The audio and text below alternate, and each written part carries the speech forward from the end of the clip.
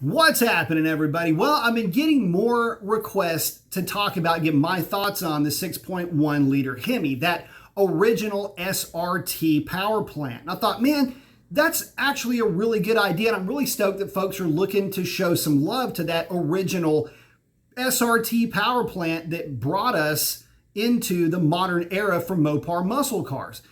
And typically, I'm talking about the 6.4 liter, the Eagle 5.7, or the Hellcat variants. But you know what, guys? You're right. I hardly ever talk about the 6.1. So let's dive into this thing. I'll give you my thoughts and let you know what kind of performance upgrades I would do to one if it were mine. So, real quick history. In 2005, when the 6.1 liter was released in the 300, and then later in 2008 with the Challenger, the 6.1 liter ushered in the new era of Mopar muscle and Mopar muscle cars. And it did so in kind of a clever way. It's a 6.1 liter engine, and it brought to the table 425 horsepower. And that's a horsepower number that's very special to Mopar fans because that is the rated horsepower of the original 426 Hemi. Well, now you can get your 425 horsepower at 6,200 RPM, 420 foot-pounds of torque at 4,800 RPM. You could get that at your local Dodge dealership, and they sent it out into the world in mass. Not unlike the original Hemi, you could find a 6.1 right around the corner at your local Dodge dealership, and you could buy it without it necessarily breaking the bank. And the other thing about it is not only did it set Mopar in motion as the new modern muscle car, but it put the other manufacturers on notice. Remember that at that time, from a naturally aspirated standpoint, the Mustang was still a 4.6 liter, and guys, that engine wouldn't change into the Coyote until 2010. You also have to remember that the Camaro didn't even exist until then. So for that amount of time, any of these 6.1 liter powered brutes were the bully on the block, right where Mopar wanted to and basically deserved to be, and would retain that position as evolutions of the Hemi would come to pass with the 6.4 and with the Hellcat variants to come.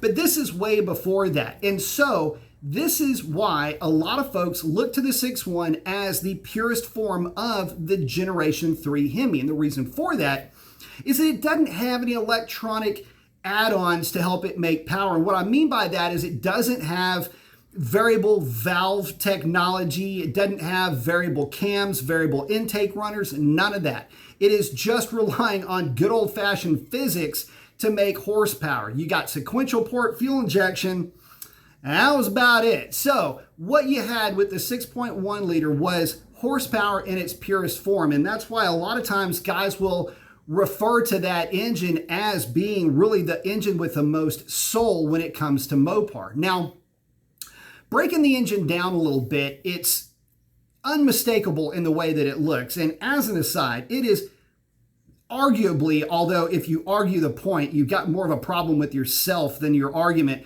the best looking Gen 3 engine out there. And for any of you guys contemplating an engine swap, the Gen 3 Hemi is like the first place you go, but it's the 6.1 that you want to pick up. It's just amazing to see this thing when you pop the hood.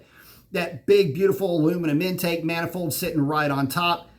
I could go on, but the fact of the matter is it makes power the old-fashioned way. And that's a great thing for guys if you want something a bit more simple and you want a bit more of a raw driving experience. Now, the cylinder heads for the 6.1 are not the same as the older 5.7. They flow about 320 CFM on the intake side and around 180 and change, 185 on the exhaust. And what that means is you get a fantastic set of cylinder heads and an intake manifold and a camshaft combination that's tuned to, again, make that peak power around 6,200 RPM and peak torque around 48. Now, I will say that when it comes to modifications of this engine, you got to be a little bit careful because it's got a fixed intake manifold. And because of that, and it's an intake manifold that really is trying to make power in the upper RPM range, that's evidenced by that torque number at 4,800 RPM, you're going to want to be a little bit prudent when you're grabbing a camshaft for this thing, provided that you want it to have good street manners.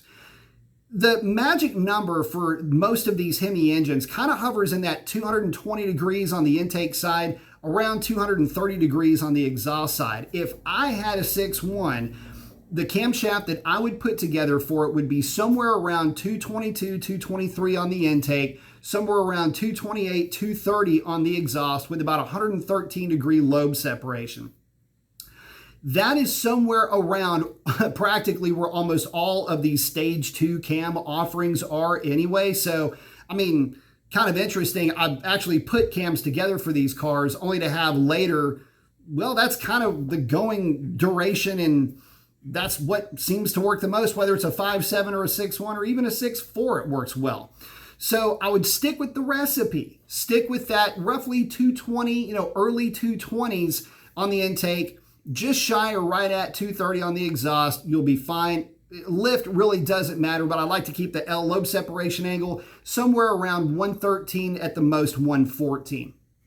Now, the 6.1 is really good as a stock engine though. And again, long tube headers will help it make power down low. Will help it a little bit up top, but not as much. It'll help drag torque up on the left side of that power curve a little bit. So you don't have to have a cam to make it work. But again, if you do, it's going to be a little bit lazy down low if you go too big. I just know this from experience.